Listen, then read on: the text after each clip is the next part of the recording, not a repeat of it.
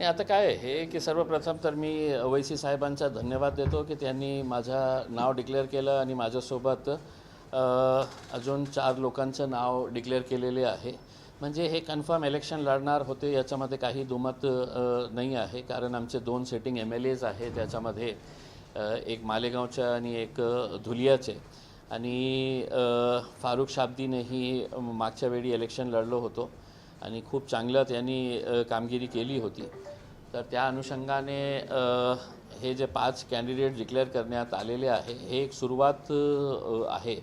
आता आम्ही फ्रायडेपासून परवापासून आमची फॉर्म डिस्ट्रीब्युशनची प्रक्रिया सुरू करणार आहे. जे जे इच्छुक आहे त्यांनी ते फॉर्म्स इथून कलेक्ट करायचं आहे.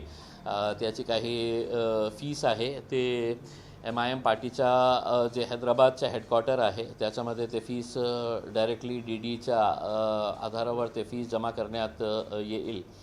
आणि एक डेट आम्ही फ्रायडेला ठरवणार आहे की या डेटपर्यंत आम्ही जे जे इच्छुक उमेदवार आहे त्यांनी आपले फॉर्म्स भरून ते सबमिट करायचं आहे. आणि ते सगळे फॉर्म्स जे आहे ते ओवैसी साहेबांकडे पाठवण्यात येईल आणि त्याच्यानंतर ते निर्णय घेतील. फॉर्म सगळ्यांना घ्यायचा आहे. समजा माझं नाव डिक्लेअर झाला असे तरीसुद्धा ते फॉर्म मलाही घ्यावं लागणार आहे. आणि त्याच्यानंतर ओवैसी साहेब ठरवतील की कोणाला तिकीट द्यायचं कोणाला नाही द्यायचं.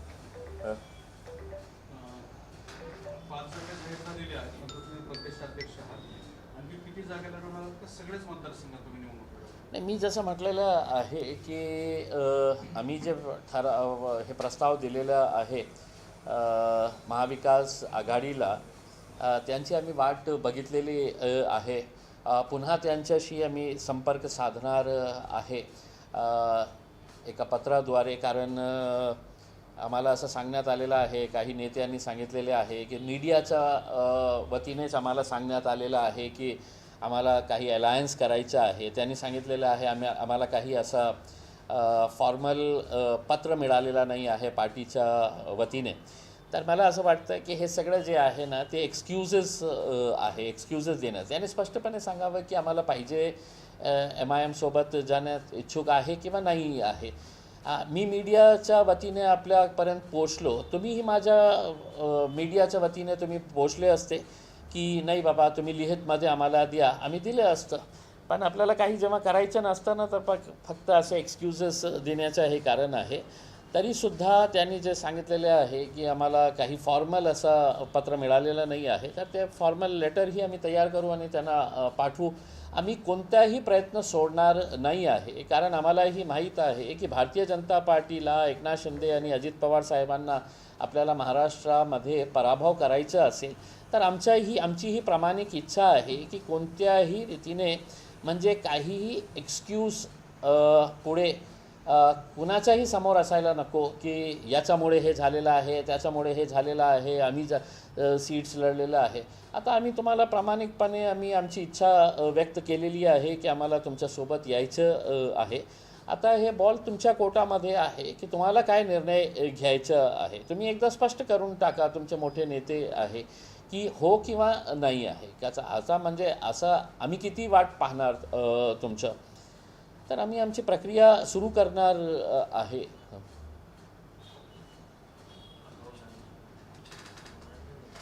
काय राहुल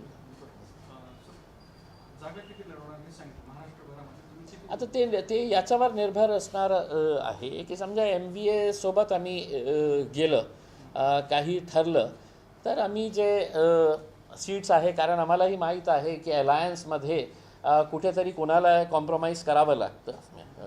म्हणजे आज आपल्या शहराचं तुम्ही बघितलं असेल की सीट्स एका पार्टीला सुटणार तर 2 पार्टीजचे जे कार्यकर्ते आहे त्यांना ते ॲडजस्ट करावं लागत आहे. आता हे चौथी पार्टी ही आली तर आम्हालाही माहीत आहे की अलायन्समध्ये सगळं सीट्स लढता येत नाही. तर त्या अनुषंगाने आम्ही त्या वेळी निर्णय घेऊ. नाही, आम्ही तर MVA सोबत गेलं तर आमची तयारी आहे की खूप लिमिटेड सीट्स आम्ही लढणार आहे. आणि समजा नाही झाली तर आम्हालाही माहीत आहे की आजची जी परिस्थिती आहे त्या परिस्थितीमध्ये हे जे सगळं पक्ष लढणार आहे त्याच्यामध्ये आमच्या चान्सेस खूप चांगले आम्हाला वाटत आहे. एकटंही लढलं तर एकटंही लढलं तर MIMला खूप मोठा स्कोप आता निर्माण झालेला आहे.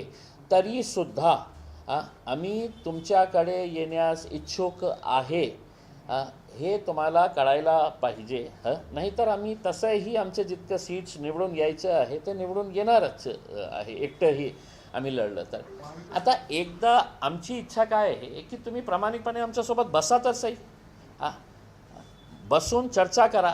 तुम्ही तसंही म्हणजे आम्हाला असं सांगण्यात आलेलं आहे की NCP आता कोणी केरळची एका मुस्लिम पार्टीला इथे आणणार आहे.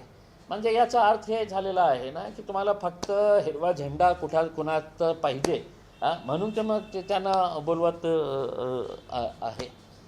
आमची ताकद काय आहे हे तुम्हाला कळत नसेल तर तुम्ही आम्हाला एकदा स्पष्ट करून सांगा की काय तुमची ताकद आहे तुमच्या निवडणुकीमध्ये दाखवा, तर आम्ही दाखवायला तयार आहे.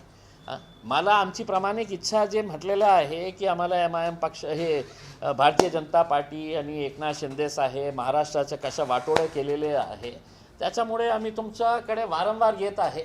म्हणजे आम्ही इतकं लाचार नाही झालेले आहे की तुम्ही नाही दिलं तर आम्ही घरी बसणार आहे करके. म्हणजे एकदा तुम्ही स्पष्ट करून द्या की तुमची ताकद दाखवून द्या, तर आम्ही दाखवून देऊ. आणि तुम्ही जेव्हा आम्हाला नाही म्हणणार की नाही आम्ही तुम्हाला घेणार नाही तर एका अर्थाने तुम्ही हेच सांगणार आहे ना की तुमची काही ताकद नाही आहे म्हणून आम्ही तुम्हाला सोबत घेत नाही. म्हणजे एकदा तुम्ही स्पष्ट केल्यानंतर मग आमची ताकद काय आहे आम्ही दाखवायला तयार आहे.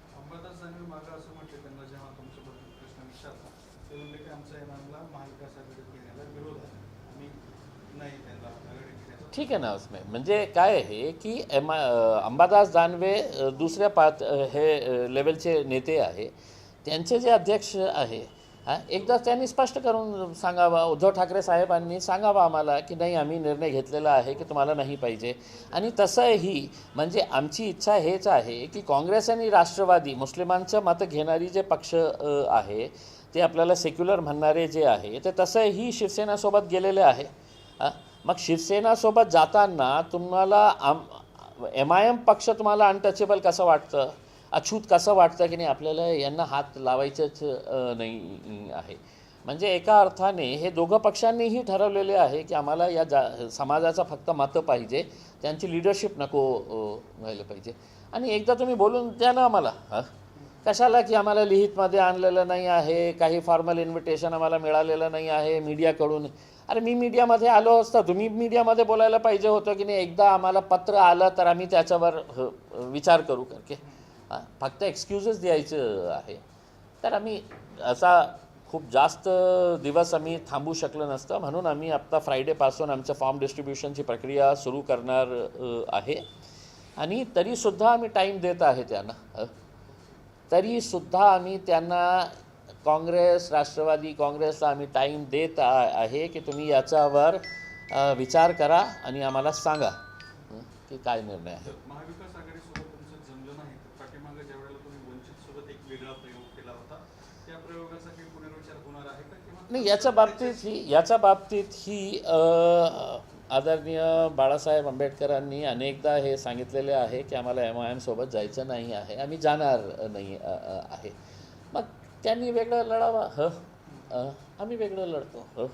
तसा काही पर्याय नजरेसमोर त्या स्वरूपाचा काही पर्याय तुमच्या नजरेसमोर आहे? आता सध्या तरी काही नाही आहे.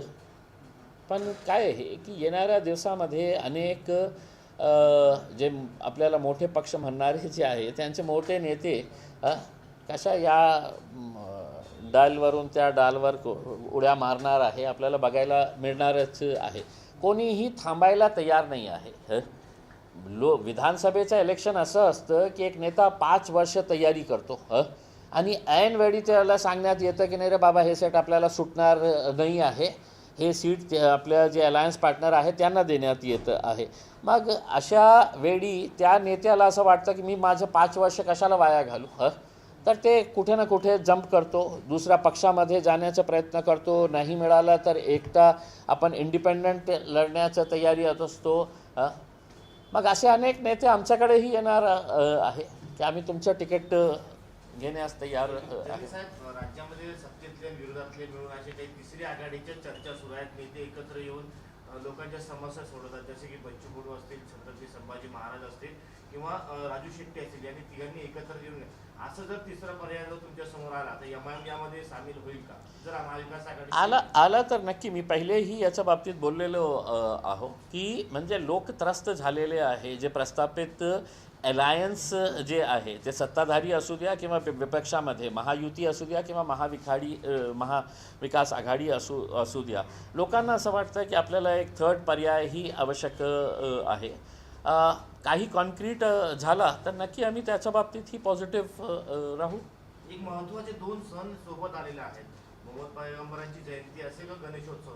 तर राज्यामध्ये अनेक ठिकाणी मुस्लिम बांधवांनी 2 पाऊल पाठीमागे आलेले आहेत आणि त्या दिवशी तो उत्सव साजरा न करता त्या 2 दिवसामध्ये धुळ्यामध्ये किंवा मुंबईमध्ये आणि नाशिकमध्ये देखील 3 तास अगोदर काढणार, अशा पद्धतीचं नियोजन आहे. त्यामुळे कुठेतरी एक जो बिघडत चाललेला जातीय सलोख आहे, यामुळे एक चांगला उदाहरण या समोर आलेलं आहे.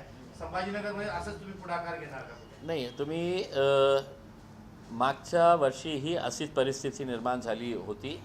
त्यावेळीसुद्धा मुस्लिम समाजाने खूप एक चांगली भूमिका घेतली होती की आपल्याला 2 मोठे सण आहे. हिंदू समाजासाठीही गणपती विसर्जनाचा मोठा सण असतं आणि आमच्यासाठी तर पैगंबर मोहम्मद याच्या बाबतीत काही असू द्या हे मोठंच असणार आहे.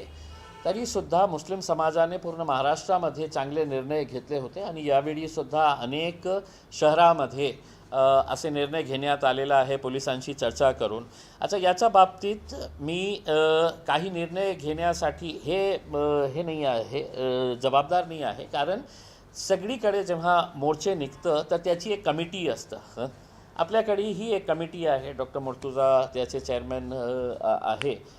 त्यांच्यासोबत पोलिसांचीही चर्चा झाली होती. मागच्या वेळी काहीतरी जमत नाही होता म्हणून पोलिसांनी मला सांगितलं होतं की आपणही मध्यस्थी करून, तर त्यावेळी आम्ही मध्यस्थी केली होती.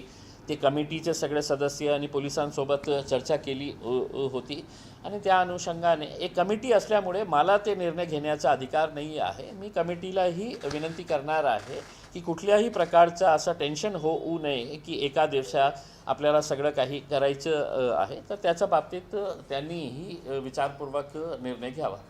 मुख्यमंत्री भाषणात म्हटले की लाडली बहीण योजनेमुळे दुसरी योजना जी आहे दुसरे ते राखडले जातात, त्यांनी सांगितलेलं आहे. त्यांनी सांगितलं आहे भाषणात स्वतः. हां, तर सगळ्यांना माहीत आहे ना. आणि मुख्यमंत्रीने हे पण सांगायला पाहिजे होतं की आम्ही हे आमची बहिणीचे लाड जे आहे ते फक्त 3-4 महिन्यासाठीच करायचं आहे. त्याच्यानंतर आमच्याकडे पैसेही नाही आहे आणि समजा आम्हाला हे स्कीम पुढे ढकलायचीच असेल तर सरकारी कर्मचाऱ्यांच्या पगारातून पैसे कापण्यात येतील, त्यांच्या बोनसचे पैसे कापण्यात येतील आणि दुसरी जे राज्य सरकारची जे स्कीम्स आहे ते त्याचा फटका शेतकऱ्यांवर बसू शकतं, त्याचा फटका इंडस्ट्रीजवर बसू शकतं. ते बहुतेक राज्याचे जे टॅक्स वसूल करण्यात येतं त्याच्यामध्ये खूप मोठ्या प्रमाणात वृद्धी करण्यात येईल. कारण तुम्हाला तुमच्या लाडली बहिणींना खुश करण्यासाठी ते पैसे तुम्हाला द्यावं लागणार आहे. तर मला काहीही आश्चर्य वाटलं नाही जेव्हा मुख्यमंत्री साहेबांनी असं म्हटलेलं आहे. सगळ्यांना माहीत आहे की आज महाराष्ट्र सरकारची तिजोरीवर किती मोठा हे पडलेला आहे. आणि फक्त मी बोलत आहे असं नाही आहे, अनेक IAS अधिकारी, सेक्रेटरी लेवलचे अधिकाऱ्यांनी सुद्धा हे रेड अलर्ट जारी केलेला आहे की आपल्या तिजोरीमध्ये काहीही पैसा शिल्लक राहणार नाही. पगार देण्यासाठीही आपल्याकडे पैसे शिल्लक राहणार नाही आहे. पण राजनीतीचा निर्णय आहे, राजनीतीसाठी त्यांना हे सगळं करावं लागत आहे. मीही समजू शकतो की मतदानासाठी काहीतरी सौदेबाजी हे करत आहे. तर बघा आता येणाऱ्या काळामध्ये योजनेसाठी त्यांना दबाव होता का कोणाचा दबाव नाही. त्यांनी हे बघितलं की मध्य प्रदेशमध्ये हे लाडली बहिणीला बघून त्यांना मत मिळाले होते, हे नक्की आहे. पण महाराष्ट्राची परिस्थिती तशी आहे का? त्यांचं फायनान्शियल इतकं ते ॲडजस्ट करू शकणार का? ते शक्यच नाही आहे. कारण महाराष्ट्रामध्ये शेतकऱ्यांच्या खूप मोठी गंभीर समस्या महाराष्ट्रामध्ये आहे. सगळ्यात जास्त शेतकऱ्यांची आत्महत्या इथे होत आहे.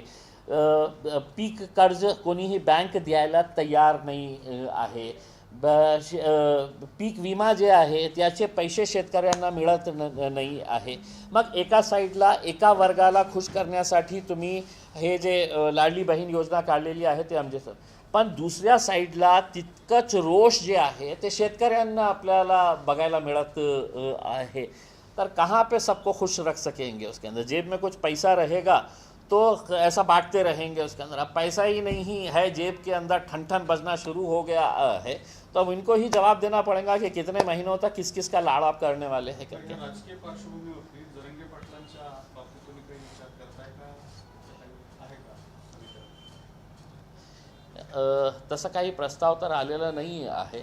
आता जेव्हा एकटा चलोरेची भूमिका मी घेणार आहे आणि मी पहिलेही याच्या बाबतीत बोललेलं आहे, राजनैतिक पक्षासोबत आपण अलायन्स करू शकतो. जातीच्या आधारावर करणं मला असं वाटतं हे योग्य ठरणार नाही आहे. आणि आज एक खरी गोष्ट आहे की जरांगे पाटील साहेब जे आहे एक मराठा समाजाचा एक चेहरा म्हणून एक उभे राहिलेले आहे. तर ते मला असं वाटतं की एक योग्य ठरणार नाही जातीच्या आधारावर. ते पक्ष काढलं तर आम्ही पक्षासोबत जाऊ शकतो, त्यांच्या पक्षासोबत जाऊ शकतो, कुणाच्याही पक्षासोबत आम्ही जाऊ शकतो, पण जातीच्या आधारावर हे करणं मला वाटतं की बरोबर होणार नाही.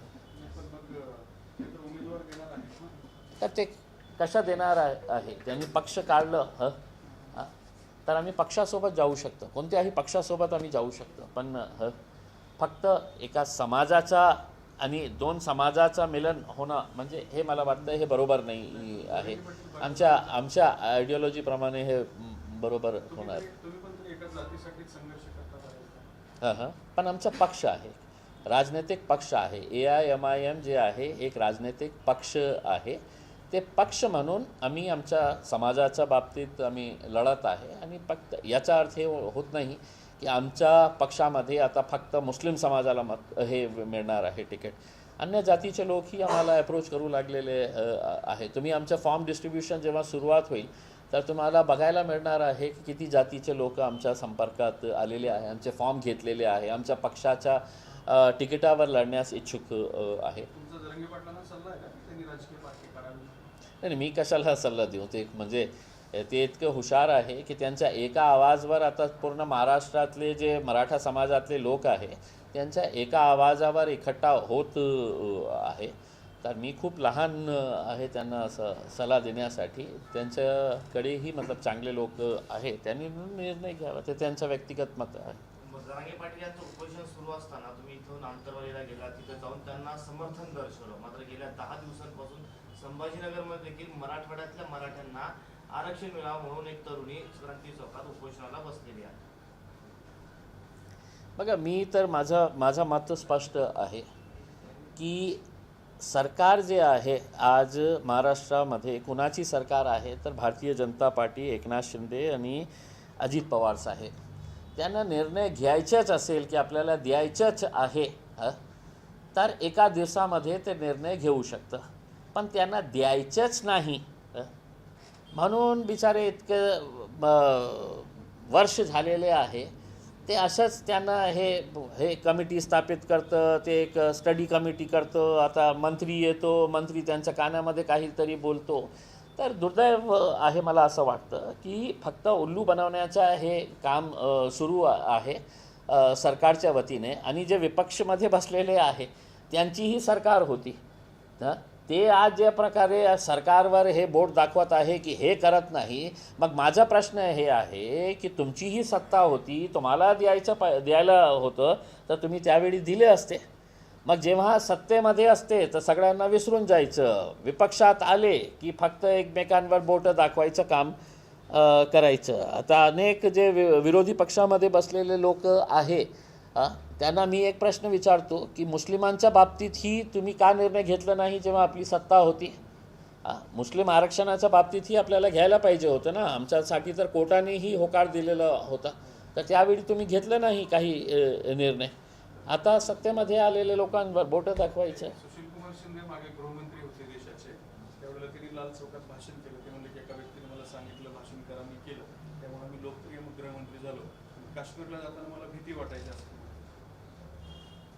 नाही म्हणजे देशातला गृहमंत्री असणारा माणूस असा म्हणत असेल तर एक म्हणजे खूप चिंतेची बाब आहे आणि दुर्दैव म्हणावं लागेल. कारण काय आहे की ज्या टाईमला काश्मीरमध्ये आतंक होतो तर त्यावेळी आपण आपल्या लोकांना काश्मीरी लोकांना हिंमत देण्यासाठी की नाही मी तुमच्या पाठीशी उभे आहे, देश तुमच्या पाठीशी उभे आहे असं वक्तव्य करायला पाहिजे होतं. हे सांगणं की म्हणजे मला भीती वाटायची तर त्यांनी आम्हाला सांगायला पाहिजे होतं की मला भीती वाटतं की तुम्ही जा इम्तियाज जलील, तुम्ही जा असद ओवैसी साहेब, तुम्ही जाऊ शकता का. मी गेलो असता, तुम्हाला भीती वाटली असती तर मग तुम्ही तर तुम्ही गेलं तर तुम्हाला धोका नाही ना. कशाला म्हणजे नाही असं नाही आहे. म्हणजे हे सांगणं बरोबर नाही आहे. पुन्हा बीफवरून एक राजकारण सुरू झालं आहे. बावनकुळे यांच्या मुलाने जो अपघात केला होता नागपूरमध्ये, त्यावरून बोलताना संजय राऊत असं म्हणतात की बावनकुळेंचा जो मुलगा आहे संकेत बावनकुळे याच्या हॉटेल बिलामध्ये बीफ कटलेट आढळलेला आहे, त्यामुळे हेच काय यांचं हिंदुत्व. एकीकडे असं राऊत म्हणतात, दुसरीकडे संजय शिरसाट त्यांना टोला लगावतात. त्यामुळे बीफवरून पुन्हा राजकारण सुरू झालं. काय वाटतं तुम्हाला? अरे मला असं वाटतं की संजय शिरसाटने किती वेळा बीफ बिर्याणी खाल्ली असेल, आजही खात असेल. हे नाटक आमच्या समोर दाखवू नका की बीफचा आम्ही विरोध करतो, हे करतो गपचूप किती वेळा खाल्लं असेल. त्यांचं बिल आम्ही काढलं तर त्यांच्या किचनमध्ये जाऊन बघितलं तर तेही सापडतील आपल्याला. हे काय राजनीतीसाठी काही संजय राऊतांनी काढलं, त्यांना विरोध संजय शिरसाटांनी केला. नाही पण संजय शिरसाट नाही खात असेल का, तुम्हाला काय वाटतं की किती वेळा खाल्लं असेल कबाब त्याने सगळं खाल्लं असेल. आणि बावनकुळे साहेबांचे हे म्हणजे सगळ्यांना माहीत आहे की आज बीफवर जे ट्रेनमध्ये जे घटना घडलेली आहे हे खाणारे लोक वेगळे, सत्तेमध्ये बसलेले किंवा विपक्षांमध्ये बसलेले हे सगळे खाणारे लोक आहे. त्याचं टार्गेट कोण होत आहे तर ते गरीब 72 वर्षाचा एक जे आपल्या मुलींसाठी काही मटण घेऊन जात होता, बीफ घेऊन जात होता, ते भाईसचा होता, कशा होता उसके अंदर. पण अशा प्रकारच्या मारणे म्हणजे खाणारे लोक हेच आहे. त्याच्यामध्ये संजय राऊतही असू शकतं, बावनकुळेही असू शकतं आणि संजय शिरसाटही असू शकतं. खाणारे हे लोकच आहे. पण भडकावण्याचं काम हे बिचारे लोकांवर, आपल्या सामान्य लोकांवर करतं. आणि हे मग युवा जे आहे ते ट्रेनमध्ये बघत नाही की कोण आहे. असे माझं बिलवरून असं बीफ कटलेट होतं असं बोलणं कितपत योग्य वाटतं तुम्हाला? नाही ते याचं उत्तर बावनकुळेने द्यावं ना की तुम्ही आम्ही खाल्लं तर सगळं तुम्हाला दोष दिसतं. बीफ खाल्लं म्हणजे आम्ही देशद्रोही होतो आणि तुमचा मुलगा खाल्ला तर त्याच्या बाबतीत काही नाही आहे. त्यांनी बावनकुळेने तर त्यांच्या मुलगाला असं विचारायला पाहिजे होतं की कशी होती रे ते कटलेट, बीफ कटलेट, माझ्यासाठी का नाही आणलं तू. आपण सोबत बसून खाल्लं असतं ना, मी, देवेंद्र भाऊ आणि सगळं आपले मंत्री. कुठून खाल्लं होतं, आमच्यासाठी पण आण नेक्स्ट टाईम गेलं तर. आणि ते बिलवाल्याला सांग ते बीफ त्याचा मत टाकू नका, फक्त कटलेट टाक.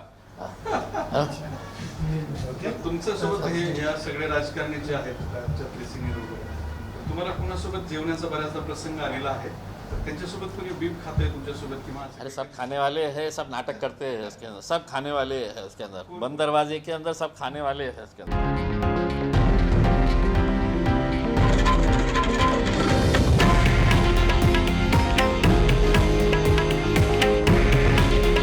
हे आहे देशातील नंबर 1 न्यूज नेटवर्क आणि आपण पाहत आहात TV9 मराठी.